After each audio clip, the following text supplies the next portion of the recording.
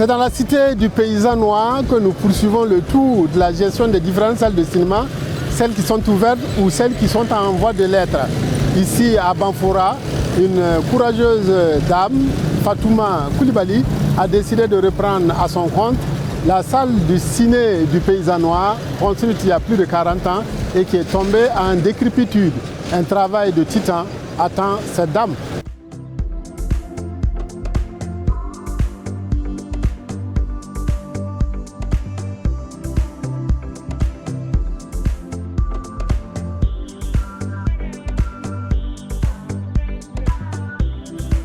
Merci de suivre votre émission Cinérama, votre magazine de cinéma qui se penche sur cette grande problématique.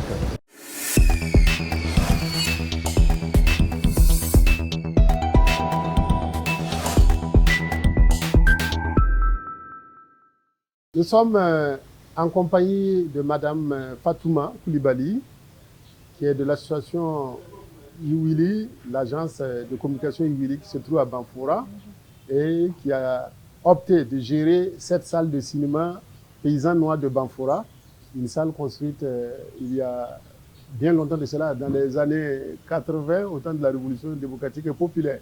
Alors comment vous êtes venu à reprendre cette salle, à vouloir donner vie à cette salle et à permettre aux cinéphiles voilà, de la région d'assouvir leur passion?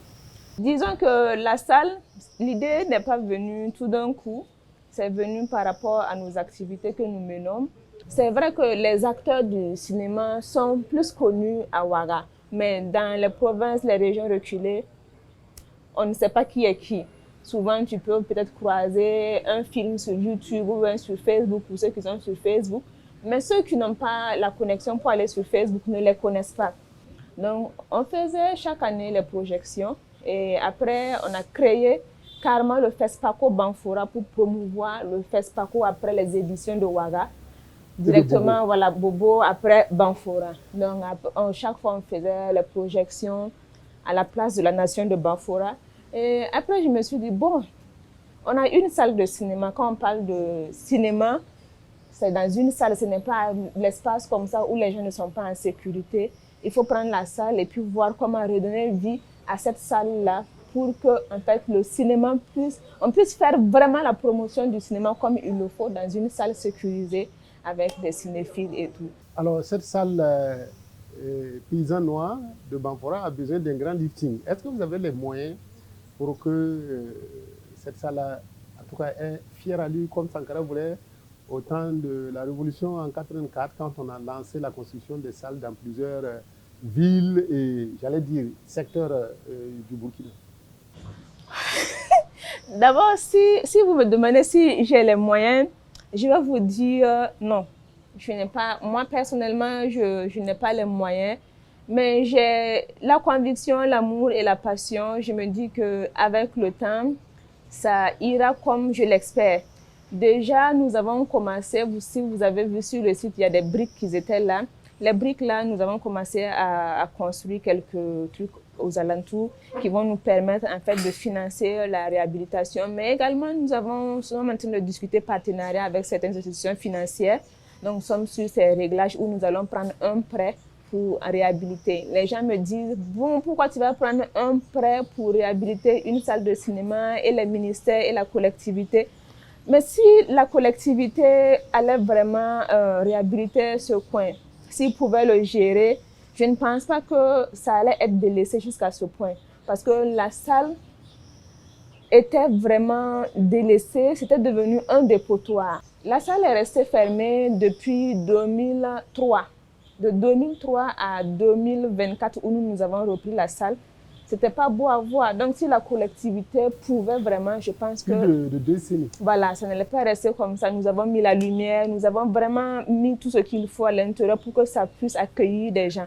Au début, on nous disait, est-ce que vous êtes sûr que cette salle-là peut recevoir du monde? Si on met la musique, est-ce que ça ne va pas s'effondrer? Mais le matériel que nous, on a, si on met la musique... Il y a deux capoquiers qui ont en tout cas germé dans votre salle. Comment vous faites avec ces capoquiers-là? Disons que c'est un, l'autre est dehors et l'autre est à l'intérieur. Ce qui est à l'intérieur sert en fait de...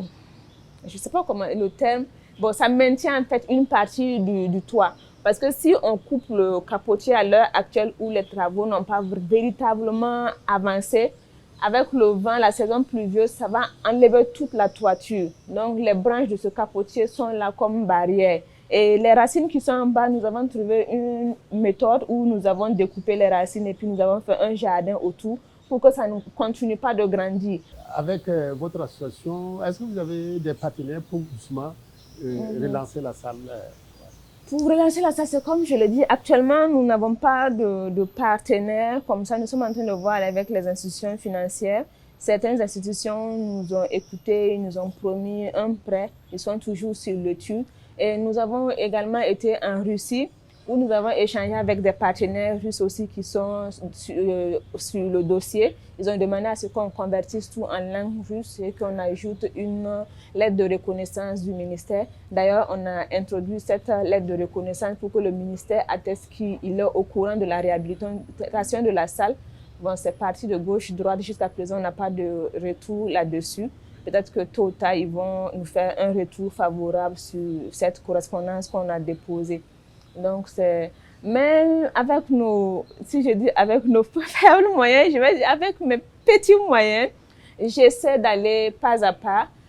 Comme on a un contrat avec la commune qui est assez pas trop long, mais le contrat nous permet, d'ici la fin du contrat en tout cas, j'espère pouvoir faire de cette salle-là. Qu'est-ce que les uns et les autres gagnent dans ce contrat-là? Vous qui reprenez la salle, qu'est-ce que vous gagnez et qu'est-ce que la mairie aussi accepte de perdre? La mairie ne perd rien, la mairie ne gagne rien parce que la salle déjà qui était là, ça ne servait pas à la mairie. Peut-être que ça servait à certaines personnes de la mairie parce qu'il y avait des boutiques tout autour. Quand nous sommes venus, nous avons pris la salle. Nous avons eu pas mal de problèmes avec ces personnes qui disaient qu'ils payaient des loyers à la commune. Mais la commune, ils nous ont fait comprendre qu'il n'y a pas de traces. Ça veut dire qu'il y a forcément des gens qui bénéficiaient, mais pas la commune même. Donc la commune ne paie rien. C'est la réhabilitation en fait qui va profiter à la commune. Parce que si on réhabilite cette salle, ça va forcément drainer du monde, ça va faire des rentrées d'argent. Donc sur le plan économique, ça va profiter à la commune. Sur le plan touristique aussi, ça va appeler des gens, ça va créer de l'emploi. Et ce que nous, on gagne ou on perd, pour le moment, moi, je peux dire que c'est une promesse que je me suis faite de réhabiliter cette salle que je ne veux pas voir mourir. Parce que j'aime bien le cinéma, c'est une passion pour moi. Donc, ce que je gagne, c'est la fierté, en fait, d'avoir réussi à tenir mon pari de redonner vie à cette salle. Même si, financièrement parlant, je n'arrive pas à récupérer l'argent que j'ai mis dedans. C'est ce qui surprend beaucoup de personnes d'ailleurs. On me dit, tu mets tout ça là, et si un jour on te reprend ça? Je me dis, même si aujourd'hui on me reprend la salle pour donner à quelqu'un d'autre, l'essentiel est que j'ai essayé de donner vie à la salle et quelqu'un est venu donner vie à cette salle. Donc, c'est moi, mon salaire, comment je vais dire ça, c'est le salaire que je gagne comme ça, parce que c'est une fierté d'avoir réussi à réveiller cette salle. Parce qu'aujourd'hui, tout ce qui se passe autour de la salle, c'est parce que d'abord, je me suis intéressée à la salle, j'ai voulu redonner vie à la salle, que tout le monde en parle, sinon on avait oublié quand même la salle de cinéma Paysan Noir. Alors, la salle de cinéma Paysan Noir, elle est là, physiquement. Est-ce que actuellement, depuis que vous l'avez reprise en 2024, est-ce que vous arrivez à faire des projections, à attirer en tout cas un public pour que de plus en plus vous puissiez en tout cas faire de telle sorte qu'il y ait des projections, qu'il y ait de l'engouement, qu'il y ait en tout cas, j'allais dire, une participation citoyenne des candidats? Oui. Déjà avec le FESPACO Banfora qui est devenu FRICA, Festival des rencontres interculturelles du cinéma et de l'audiovisuel à Banfora, à chaque fois lors du festival, nous avons sur 10 jours des projections. Et même après le festival, par mois, on choisit une semaine ou 5 jours où chaque soir on fait des projections et les gens viennent vraiment voir le cinéma. Donc là, il n'y a pas de souci. À notre manière, on est en train de sensibiliser et de mobiliser les gens à réapprendre à venir regarder le cinéma en salle.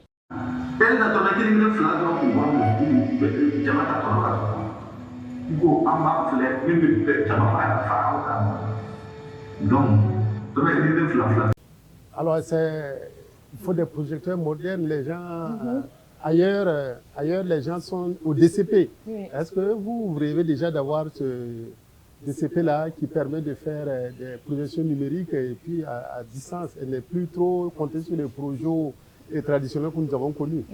Oui. Ça, c'est notre vision, c'est notre rêve, mais pour le moment, on le fait avec nos projecteurs qu'on a, avec les bancs et les chaises qu'on loue, et les gens viennent regarder sans souci. Mais dès que la réhabilitation va se faire, on espère vraiment mettre ce qu'il faut de moderne pour que Banfora n'ait pas à envier les salles de cinéma modernes qu'on voit ailleurs. Est-ce que vous avez approché les autorités de la RPP pour plaider votre cause et puis plaider pour cette salle-là construite sous Sankara dans les années 84-85? Je vais dire oui, parce que quand ils sont arrivés au pouvoir, déjà nous avons approché le ministre camarade Emmanuel, Rintalba Ouedraogo, qui était au ministère de la Culture. On a été reçus par ses directeurs techniques qui nous ont écoutés, qui ont pris le dossier pour étude. Et à la suite, ils nous ont fait même des lettres de recommandation. Voilà. Donc, quand ils ont fait les lettres de recommandation, quelques temps après, il a été affecté, bon, si je peux dire affecté, mais il est parti pour... il a été nommé Premier ministre et ministre d'État. Nous avons joint une lettre de recommandation que lui-même il nous avait faite, plus le dossier, nous avons déposé à son cabinet, et en plus d'une demande d'audience. Également, nous avons déposé une demande d'audience pour voir le directeur de cabinet du camarade capitaine. Pour échanger avec eux sur le projet. On a déposé le dossier du projet. Mais à notre grande surprise, le cabinet du Premier ministre nous a répondu pour nous dire qu'il n'avait pas de fonds, malheureusement, pour accompagner l'activité. Et au niveau de la BCA? Nous avons déposé le dossier de réhabilitation plus le dossier du festival que nous avons joint pour faire un seul dossier quand la BCA est venue nouvellement et qu'ils accompagnaient les projets. Mais ils ont quand même accompagné tous les projets sauf Banfora, ce que je n'ai pas pu comprendre parce que même si peut-être que le projet n'est pas monté comme il le voulait, mais quand même vu que nous sommes la seule structure et association qui fait la promotion du cinéma dans la région des Cascades, la moindre des choses était de nous accompagner, même si c'est techniquement, pour que le festival puisse aller dans le sens qu'ils veulent. Mais nous n'avons malheureusement eu aucun accompagnement. Le festival de Bobo a eu un accompagnement très conséquent d'ailleurs, mais nous n'en avons pas bénéficié. Donc, même si c'est le projet qui n'est pas tout à fait... Parce que chaque structure, quand ils lancent un projet, un appel à projet, ils ont les conditions et les trucs d'éligibilité. Donc, peut-être que ça ne répondait pas à ça. Donc là, on a vraiment concrètement, on n'a rien eu. Mais la BCA est venue récemment nous rencontrer à Banfora où ils nous ont demandé de renvoyer le dossier et qu'ils vont voir comment accompagner. Mais là, on est en train de reconstituer encore le dossier parce qu'on est en train de revoir en fait la durée du contrat avec la commune de Banfora et même que également le ministère de la Culture. Nous avons déposé le dossier là-bas à 2 reprises. On a déposé, ça a été rejeté. Ils ont dit qu'ils n'ont pas les moyens pour le faire. Et on a redéposé pour voir même si c'est la toiture qui peut nous aider à couvrir. Là également, ils nous ont fait comprendre qu'ils n'ont pas de fonds pour ça. Mais quand je suis attristée quand je vois que juste après ça, ils ont réhabilité le théâtre populaire. À Ouagadougou, il y a tout. Nous avons beaucoup de salles de cinéma à Ouagadougou, nous avons beaucoup de centres culturels à Ouagadougou. Mais à Banfora, nous n'avons rien. Alors, Madame Coulibaly, pour terminer cet entretien, est-ce que vous pouvez nous parler de votre agence Iwili? L'agence de communication Iwili a été créée en 2016. Et on avait d'abord, Iwili veut dire femme, parce que c'est représenté par une femme. Femme, lève-toi et bats-toi. Donc, quand on a créé Iwili, on avait le magazine culturel qui faisait, c'était un magazine support papier qu'on faisait mensuellement, qui parlait en fait de la culture des femmes au niveau de la culture, que ce soit la danse, la musique, le cinéma, le tourisme. Donc on a fait 2, 3, 4 numéros et puis malheureusement pour des problèmes de fonds, parce qu'à l'époque 2016, l'impression, les 1000 exemplaires nous coûtaient 1 million tout au tout. Mais les acteurs ne payaient pas le magazine. Donc après, nous avons eu des problèmes d'impression, nous avons arrêté le magazine. Mais Iwili fait la promotion en fait de la culture. Donc, hormis le magazine, nous avons, à travers l'association Koto, nous formons des jeunes défavorisés qui n'ont pas le moyen d'aller dans des écoles de cinéma.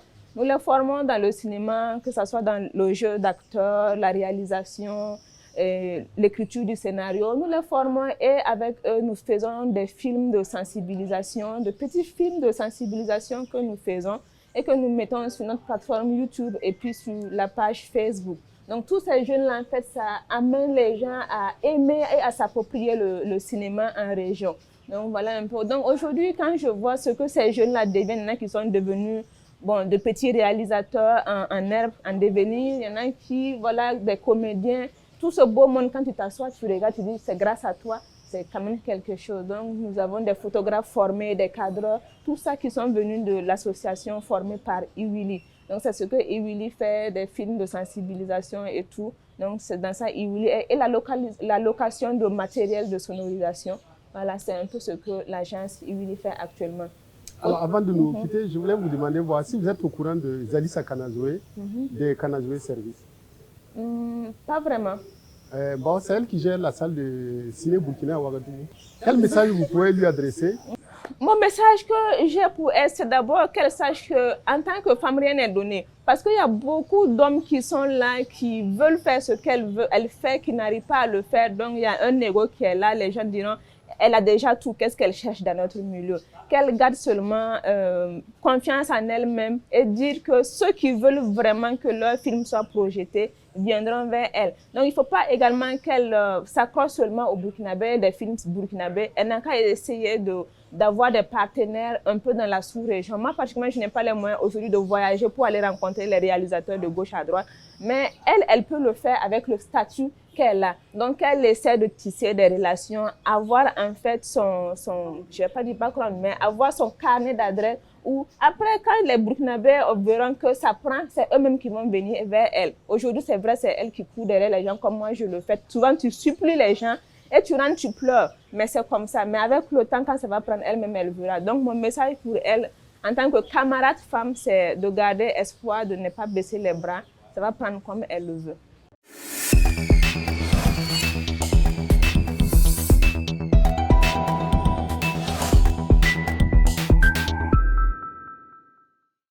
Nous sommes à présent au Ciné Burkina pour rencontrer Zalissa Kanazoué qui dirige la société Kanazoué Service qui est spécialisée dans la production, la distribution et l'exploitation audiovisuelle. Dans ce cadre, Zalissa Kanazoué gère la salle du Ciné Burkina depuis de nombreuses années. Bonsoir Zalissa. Bonsoir. Alors, comment Zalissa, comment Kanazoué Service est venu dans le monde du cinéma? Kanazoué Service a été créé en 2015 dans le domaine du cinéma.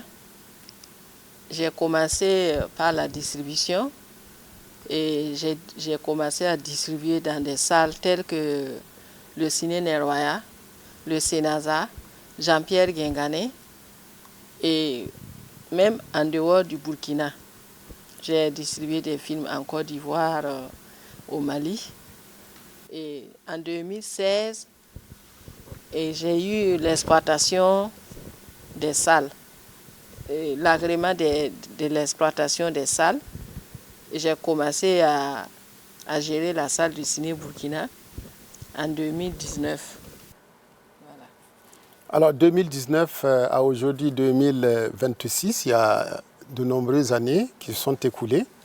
Alors pourquoi vous êtes impliqué dans la gestion du ciné Burkina et dans la distribution, l'exploitation? Si on sait que vous êtes la fille du célèbre opérateur économique Oumarou Kanazoué et que vous aurez pu être tranquille à la maison et voilà, à ne pas trop vous donner des soucis. Bon, j'ai aimé ce travail-là, ce métier-là. Vraiment, c'est par amour et par passion. Et vraiment, j'ai pris ça, mon engagement, pour faire quelque chose dans le métier, dans le domaine vraiment du cinéma. Et j'ai commencé par la distribution parce que depuis mon enfance, j'ai toujours aimé suivre les films.